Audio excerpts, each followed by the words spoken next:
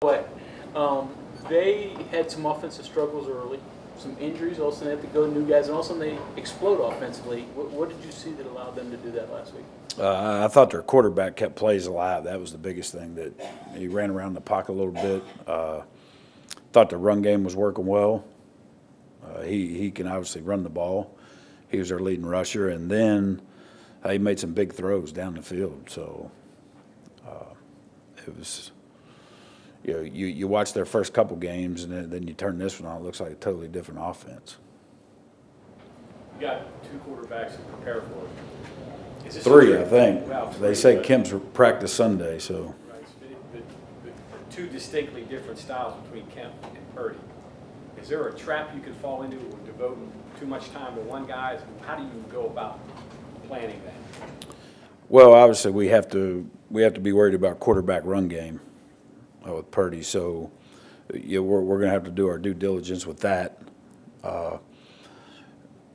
Kemp, he's not much of a runner. He doesn't like to run, I should say. He will pull his own read, or they ran Q power with him last year a few times, but that's not his forte. So we just have to, and it's really nothing different. We've had to do this, a few times this year already. So the only time we didn't do it was at Texas Tech, and it came back to bite us after their quarterback went out. So we'll continue just to keep working, do what we do, and get our guys prepared.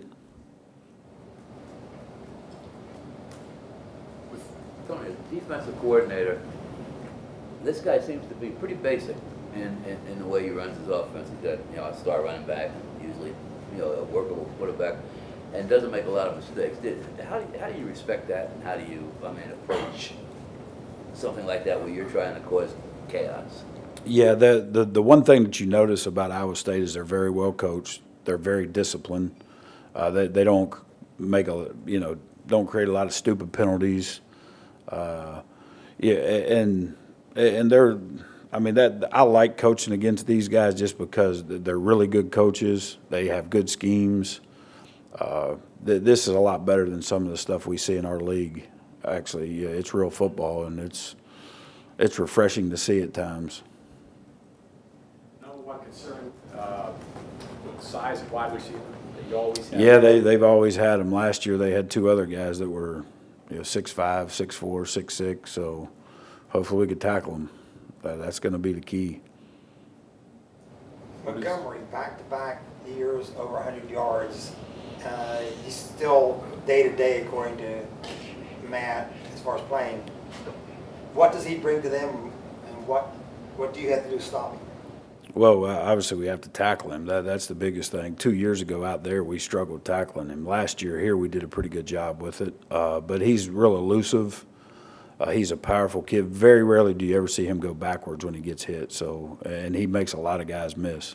I think that PFF, they do a thing on backs after the season, and last year, yards after contact and making people miss, he was the #1 running back in the country by doing that. So he's a really good player, and he doesn't turn the ball over either. I think last year he had one fumble and it was in the bowl game. How do you counter a 6'6" target? What things do you have to do with Hakeem Bailey? We're going to put Norwood on Keith's shoulders and let him cover him that way. No, it's well, we've got good practice at it. Obviously, Texas Tech, they were big. So, what we have to do is create confusion for this quarterback and not give him easy throws to that big target. So that's kind of our key every week, and try to create pressure and make quick throws so we can keep him in front of us. If you get in a jump ball situation with him, we're going to lose that. Tony, now that he's had about a month of practice and games under his belt at the position, where are you at on the Giovanni Stewart to linebacker sort of transition? I like him. I would say he's probably the smallest linebacker in college football, 193 pounds, I think. So, but he plays like he's 6'2", 220. So he's energetic. He flies around. He's physical. But really like the way he's progressed. He's been a big piece to our success over the last few weeks, and don't know if we're going to keep him there next year or not, but I'd say it's going to be hard to talk him into going back to safety. I think he likes it in there. So we'll see where we're at with that. Toys coming back gives you like sort of a good problem, I guess. How do you use Pitts this week if that happens? Well, if they're both healthy, we're going to use both of them, just so we don't run into the same situation we've been in where one guy's playing and he goes down, play 40 or 50, and we have to move another guy in and start moving pieces. So the good thing about Pitts, and we knew that, you know, he's a versatile guy that's played both, and right now we'll concentrate on more of him at safety right now. Is there any way to do about replacing Pitts and whatever action he's going to be in corner? Do you spread out the other three? Do you try to get somebody there to soak up his snaps? Yeah, well, Jordan Adams will be the next guy in now. He's our fourth corner at this point. Took a lot of reps last week during practice. So we feel confident if somebody needs a breather. And, you know, right now we're going to stay with the same three that we've been playing the last few weeks, and Jordan would be that next guy in. When you're facing a true freshman quarterback starting his second game, do you try to get more confusing, or do you figure that what you do normally should be confusing enough? Yeah, well, you know, Bob, I'm not real smart. I don't want to confuse myself. So we kind of do what we do, and we'll throw some different looks at him, obviously, that we do every week. But we're just so different. I guess the disadvantage we have this week is Iowa State does a lot of the same stuff we do. So there's a lot of carryover that this kid's probably practiced against all camp, and I don't know if he'll be fazed by that. He seems like he's, you know, that he knows what he's looking at and knows what to do with the football. So just watching him against Oklahoma State last week, he was, you know, he made some plays and made them go. Did you find a little bit more help at linebacker last week? Yeah, a little bit. We played Hensley a little bit.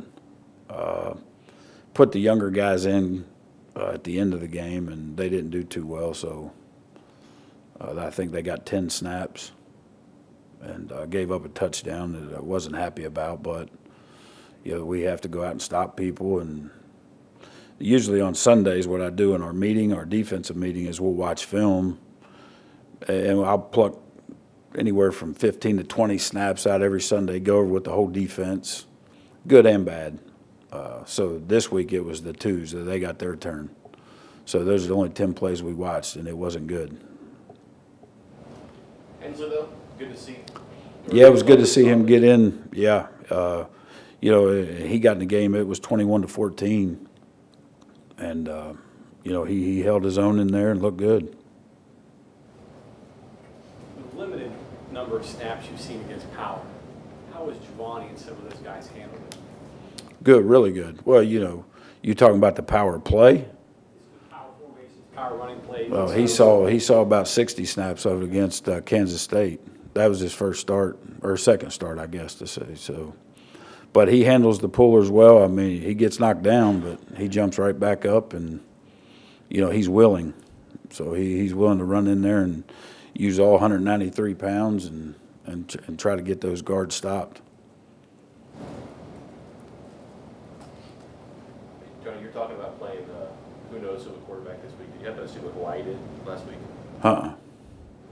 They put his quarterback didn't play, and they put somebody out there in his jersey. They just had him run around as they thought he would play. I'm assuming that would infuriate you, but Yeah. how I mean, you mentioned that you knew he practiced Sunday.